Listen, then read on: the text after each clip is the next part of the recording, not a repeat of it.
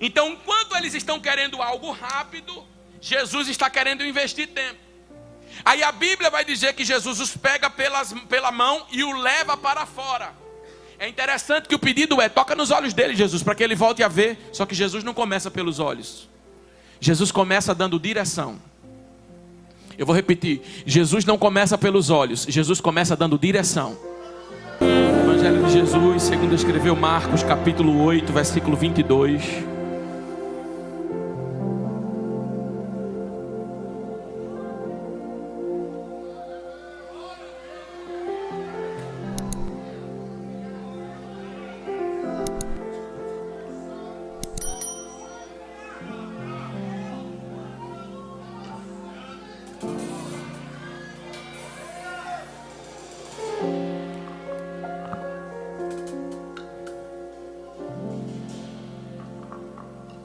Então chegaram a Betsaida, Deus abençoe, e trouxeram um cego, e pediram a Jesus que tocasse nele. Versículo 23. E tomando o cego pela mão, o levou para fora da aldeia. E tomando o cego pela mão, o levou para fora da aldeia. E cuspindo-lhe nos olhos, impondo-lhe as mãos, perguntou se via alguma coisa. E levantando ele os olhos, disse: vejo. Eu vejo homens, pois vejo os homens, mas os vejo como árvores que andam. Versículo 25. Depois disso tornou-lhe a pôr as mãos sobre os olhos e o fez olhar para cima. E ele ficou restaurado e viu a todos claramente. E mandando para a sua casa, dizendo: não entre na aldeia, não diga a ninguém na aldeia. Pai, aqui está a tua palavra. Fala conosco, nós precisamos ouvir a tua voz. Tua igreja veio ouvir o Senhor nesta noite. E eu te peço que o Senhor fale. Te peço que o Senhor nos ajude. Todas as coisas foram feitas por meio de ti, e sem ti nada do que foi feito poderia ter sido feito. Porque dele, por ele, para ele são todas as coisas. Glória pois a ele, glória pois a ti, eternamente. Fica conosco, em nome de Jesus. E a igreja diz: me dê alguns minutos da sua atenção sentando aí.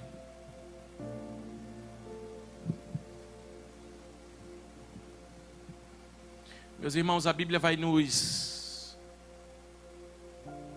falar nos evangelhos que Jesus realizou 35 milagres. Quantos milagres? Quantos milagres? O que eu acho interessante é que dos 35 milagres realizados por Jesus, nenhum deles foram iguais. Todos os 35 diferentes.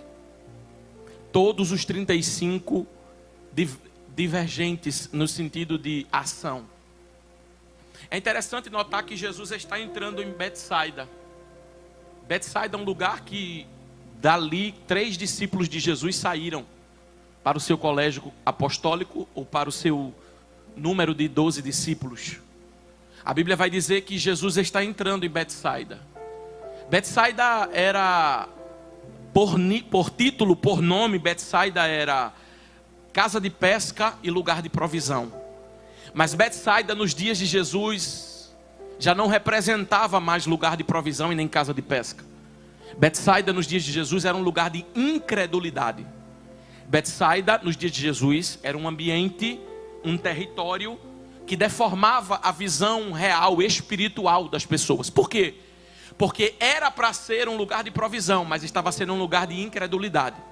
Então a visão correta era a provisão, mas havia uma deformidade na visão das pessoas. É para ser, mas não é.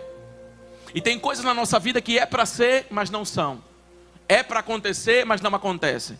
É para viver, mas não vive. Então aquele lugar era um lugar que era para ser, mas não estava sendo.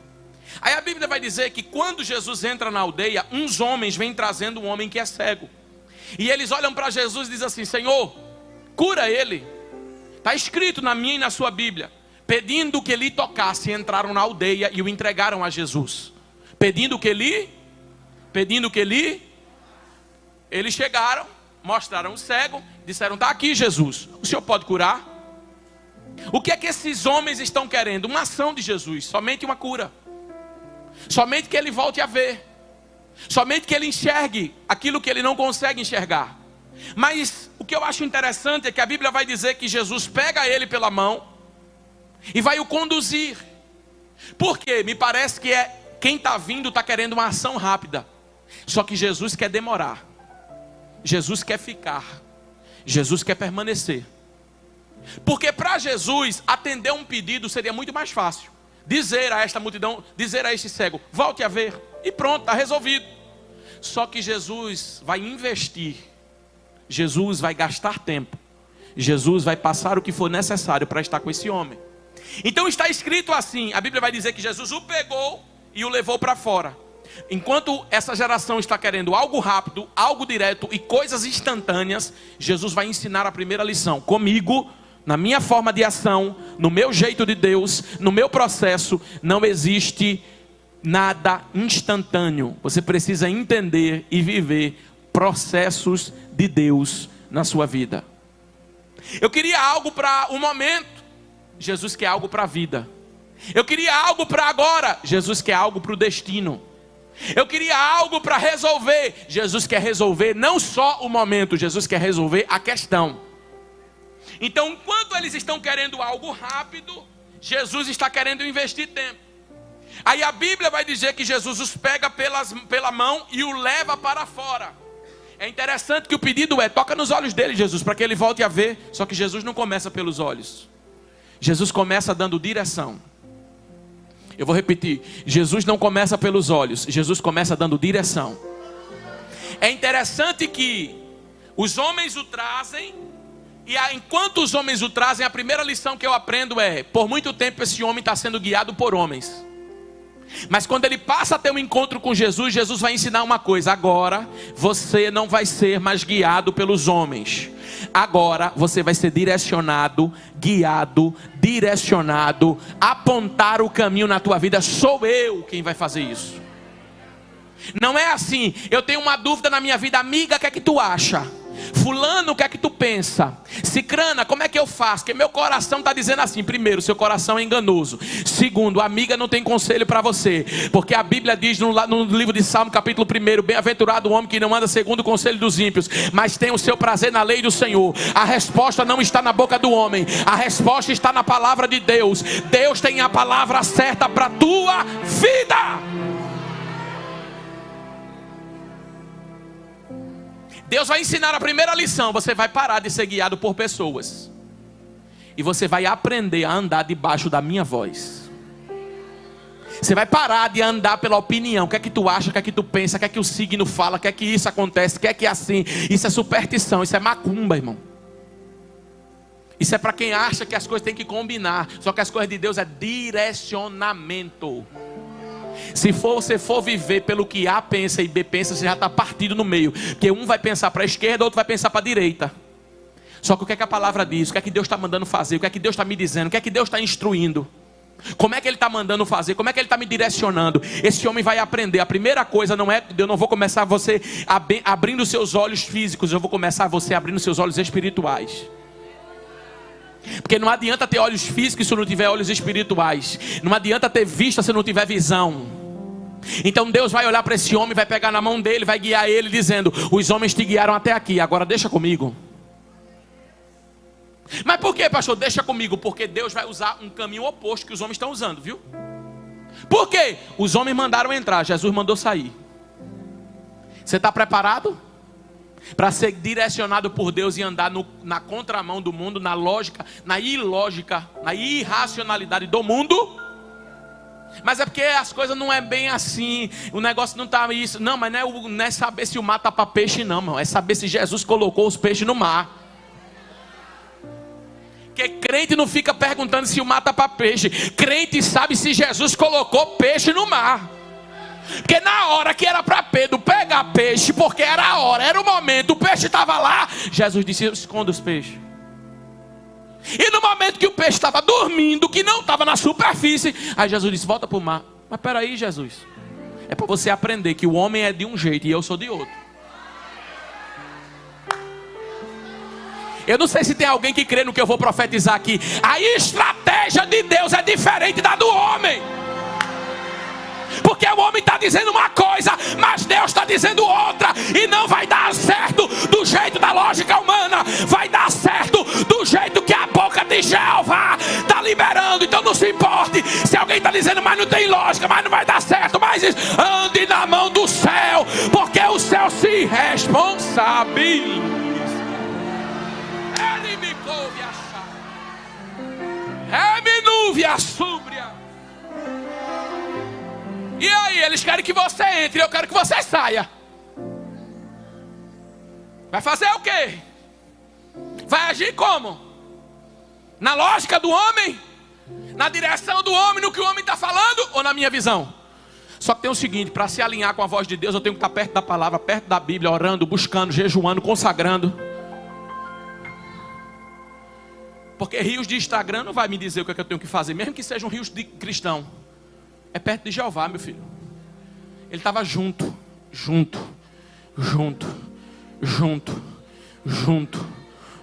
Sabe como é que o crente vive junto? Oração.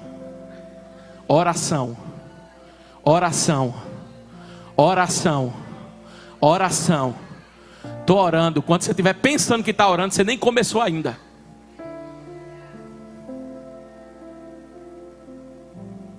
Primeiro, eu vou ensinar você que os homens vão te dar uma direção, mas a minha é outra. Segundo, ele pega o homem e leva para fora. Ele pega o homem e leva para... Porque o maior problema não eram os olhos, era o ambiente. O ambiente era incrédulo. Pastor, por que Jesus que estava ali não converteu o ambiente inteiro? Porque Jesus tinha propósito na vida daquele. E quando Jesus tem propósito na vida daquele, você não converte o ambiente, é capaz de você se dobrar o ambiente. Ele tira você do ambiente para que você não se contamine nem se perca. Mas eu estou aqui para fazer a diferença. Cuidado, que essa diferença é capaz de quem está diferente pegar você e deixar você diferente.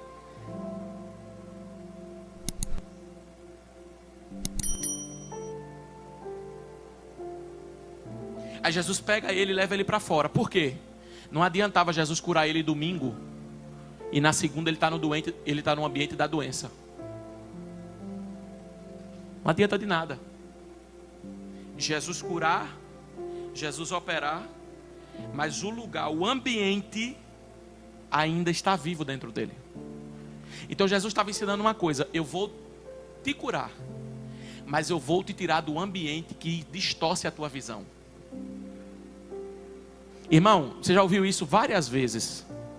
Eu estava entre duas palavras, eu vinha no caminho preparando uma palavra. Isso não é jargão não, irmão, isso não é jargão. Mas quando eu cheguei aqui, sentei aqui, o Espírito Santo disse, é essa.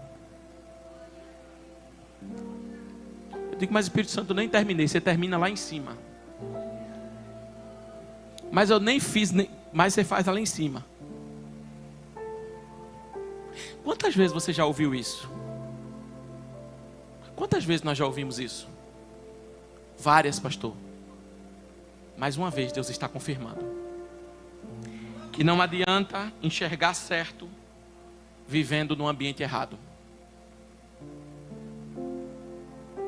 Não adianta querer ser mais cheio de Deus onde você só convive com pessoas mundanas, onde toda festa você está presente para não desagradar pessoas. Jesus te tirou da aldeia para mostrar para você que você não pode ser só curado na visão, você precisa ser curado do ambiente. Porque tem ambiente que adoece, e o ambiente que está adoecendo é espiritual aqui. Porque era para ser casa de pesca e lugar de provisão, mas estava sendo lugar de incredulidade. Não tem Deus, não falam de Deus, não vivem na presença de Deus. O que é que você está fazendo lá? Não andam na palavra de Deus. O que é que você está fazendo com esse tipo de pessoas? Deus quer te tirar desse ambiente. Aí a Bíblia vai dizer que ele sai. Quando ele sai, Jesus, falo já sobre isso, cospe no chão, faz um lodo, unta nos seus olhos e diz: enxergue, meu filho. O que é que você está vendo? Quem não via, começou a ver. Aí ele diz assim: vejo homens como, porque ele saiu do lugar, mas o lugar ainda não saiu dele. O povo saiu do Egito, mas o Egito ainda não saiu do... Aí esse é o processo de Deus nas nossas vidas. Quando Deus até nos tira do ambiente, já é um segundo nível. Você até consegue romper o ambiente, mas o ambiente ainda está aqui. Você ainda sente desejo, você ainda tem vontade, você ainda sente tentado, você ainda fica nervoso, você ainda fica assim, se tremendo. Meu Deus, meu Deus, meu Deus. Aquela adrenalina, aquele negócio, fica o pecado vindo e o ambiente ainda está batendo na porta. Aí a Bíblia vai dizer que Jesus põe as mãos nos olhos dele e diz: o que é que você vê? Eu vejo. Sim. Só que quando Jesus vai curar um cego, ele quer trazer a visão a este cego. E não adiantava ele ver, mas ver errado. E tem gente que se conforma com isso: eu já estou vendo, mas está vendo errado? Não foi assim que Jesus curou. Jesus operou na sua vida para te curar, para você ver errado. Ele te curou para você ver certo. Então, o que está acontecendo aqui? Ele saiu da aldeia, mas a aldeia não saiu dele. Porque quando você... Irmão, conversão é um processo, sim ou não? Não pense que você levantou a mão e entregou a vida para Jesus, acabou. Nada mais, pastor. Acabou, não preciso fazer nada mais. Não, é um processo de todos os dias. Todos os dias eu preciso me converter. Todos os dias eu preciso ser melhor. Todos os dias eu preciso mudar. Então, quando esse homem ainda não vê, ele já foi curado. Só que agora Jesus vai precisar curar ele da cura. Ele já foi restaurado, mas Jesus vai precisar restaurar ele da restauração. Ele já foi convertido, mas Jesus vai precisar converter ele da conversão. Meu Deus, é muito profundo. Não porque é profundo porque eu estou pregando, é profundo o que Jesus está fazendo. Porque às vezes nos convencemos e achamos que nos convertemos. Às vezes temos alguma convicção e achamos que já está bom. Só que Jesus está dizendo: não adianta eu te dar visão e você está vendo errado. Não foi para isso que eu fiz você, e nem foi para isso que eu te gerei. Então por que esse homem vai fazer isso aqui? Por que esse homem ainda não está vendo? Ele já entrou no processo, ele já está vivendo o processo, mas ainda existem processos na vida dele que precisam dar continuidade. Porque aquilo que Jesus faz na sua vida não acabou não, continua. O oleiro está trabalhando.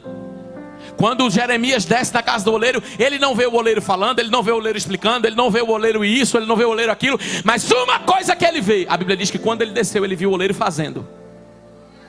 Por quê? O oleiro não para de trabalhar.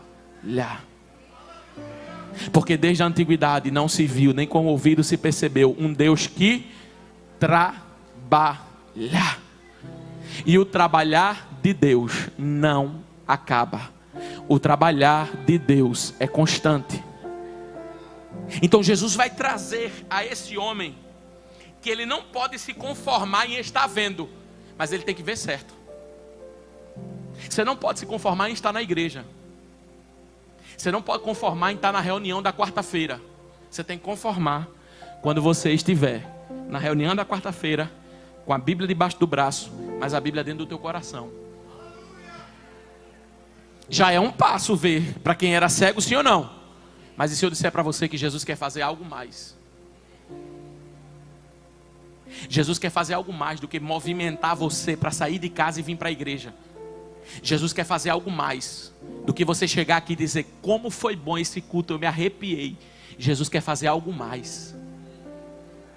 Porque aquele que tocou nos seus olhos e já fez você enxergar, só que você ainda não está enxergando certo, está dizendo: e se eu tocar de novo, você vai enxergar completo. E se você se permitir ser colocado nas minhas mãos, e se você continuar com um coração ensinável, e se você continuar e permanecer e não desfocar da minha presença, ainda vai continuar o trabalhar na tua vida, porque só começou, mas significa que eu vou continuar fazendo.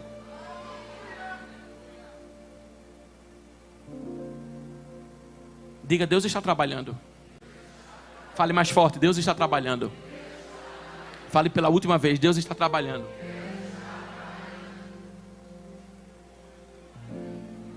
Versículo 25 para a gente encerrar.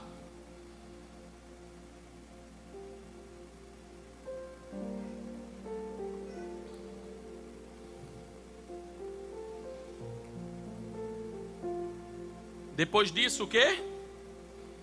Depois disso o quê? Tornou. Depois disso o quê? Fez de novo. Pastor, parei. Pastor, Deus começou a fazer. De repente, no meio da caminhada eu parei. Ele quer fazer de novo. Estava num propósito com Deus, estava firme com Deus. De repente eu parei. Ele vai fazer de novo. Estava vivendo minha vida com Deus, estava numa caminhada fervente, em oração, em louvor, em palavra, e parou. Ele vai fazer de novo. Porque Ele está pronto para tornar a fazer o que Ele já começou a fazer na tua vida. Isso significa, eu não desisti de você. Eu tenho projetos na tua vida, tenho planos na tua história, tenho estratégias para desenvolver na tua caminhada. Eu quero fazer de novo, você me permite? Eu quero fazer de novo, você deixa eu fazer de novo? Eu quero trabalhar mais uma vez, você permite eu trabalhar mais? Mas foi nessa área que eu fui frustrado, foi nessa área que começou, mas não deu certo. Mas eu quero fazer de novo, do meu jeito, da minha forma. Pastor, começou, não deu certo. Eu já tentei, não aconteceu. Deixa eu fazer de novo. Porque você estava dentro de um processo, e o problema não está em Deus que não fez. O problema é que o processo ainda não tinha acabado. Então você achou que pelo fato de Deus começar, Ele já teria que ter terminado. Só que Ele está dizendo, você estava dentro de um processo. Por quê, pastor? Porque nessa ação de Jesus, dos 35 milagres de Jesus, esse é um milagre atípico. Por quê? Eu vou dar uma resposta para alguém que perguntou algo para Jesus aqui. Porque Jesus não tem só uma forma de agir. Você não perguntou para Jesus assim mesmo, você perguntou, Jesus, o senhor não poderia fazer assim? Aí Ele está dizendo, poderia. Mas a minha ação se chama multiforme e graça. Eu vou repetir de novo. Você perguntou, Jesus não poderia ser assim? Poderia. Mas a minha ação é multiforme e graça. Porque nesse milagre eu escolhi 2 processos para curar. Curei em 2. Em um, fiz a primeira vez. E agora estou fazendo no segundo. Por que o senhor fez no segundo, não fez de uma vez só? Porque nessa vez eu escolhi fazer de 2 vezes. O milagre está sendo fracionado, mas é presente. O milagre está sendo fracionado, mas é real. Por quê, pastor? Deixa eu falar uma coisa para vocês. Se você puder, levanta uma das suas mãos. Quem define o remédio não é o paciente. Levanta a mão que eu vou profetizar. Quem define o tratamento não é o paciente, é o médico. Quem define o remédio não é o paciente, é o médico. Ei, o doutor dos doutores sabe exatamente o que ele está fazendo. O que ele está fazendo. O que ele está fazendo. O que ele está fazendo. E tem mais uma coisa, até o tempo da medicação quem administra é ele. Porque uma vez eu estava num determinado lugar, a mulher colocou o soro e colocou outro soro e colocou outro soro e colocou outro soro. Aí eu já estava não sei quantas horas, eu disse, minha filha, apressa um pouquinho. Ela falou, pode não, tem que ser assim. Irmão, quando ela deu as costas, eu comecei a sentir uma dor. Eu digo, enfermeira! Ela disse, tu mexeu aqui? Foi? Eu disse, foi. Ela disse, rapaz, tu não pode porque tu não vai aguentar. O remédio está descendo assim porque é para o teu bem. Eu não sei quem acredita, mas levanta uma das suas mãos que eu vou profetizar. Está demorando, mas Deus está curando. Está demorando, mas Deus está salvando. Está demorando, mas Deus está agindo. Não é no teu tempo, não é na tua forma, não é do teu jeito. O médico sabe administrar a medicação na tua veia. E ele está dizendo, é para te curar.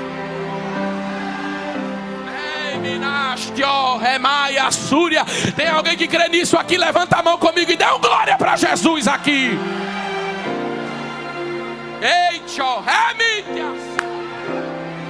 Aguarda uma surpresa de Deus na terra, igreja. Jesus está trabalhando, igreja. Eita, coisa boa é estar na presença do Senhor.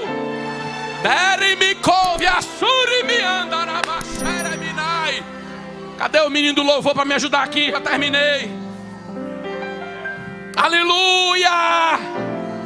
Aleluia!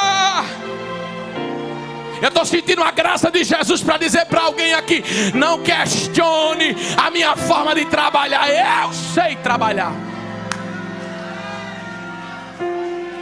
Não questione os meus métodos de Deus. Eu sei o que estou fazendo.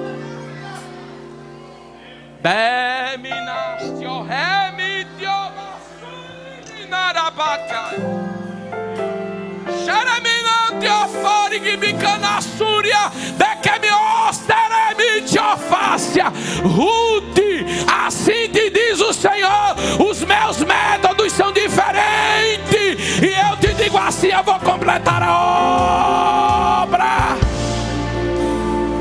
Não temas, eu sou contigo para te livrar. Reprevasu, prominência, perimicóvia, xerebinívia, surimihai. Eu sou grande e estou no recinto, enquanto a minha igreja me adora.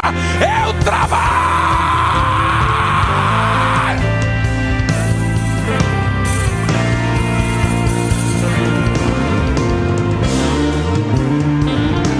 Só quem pode adorar.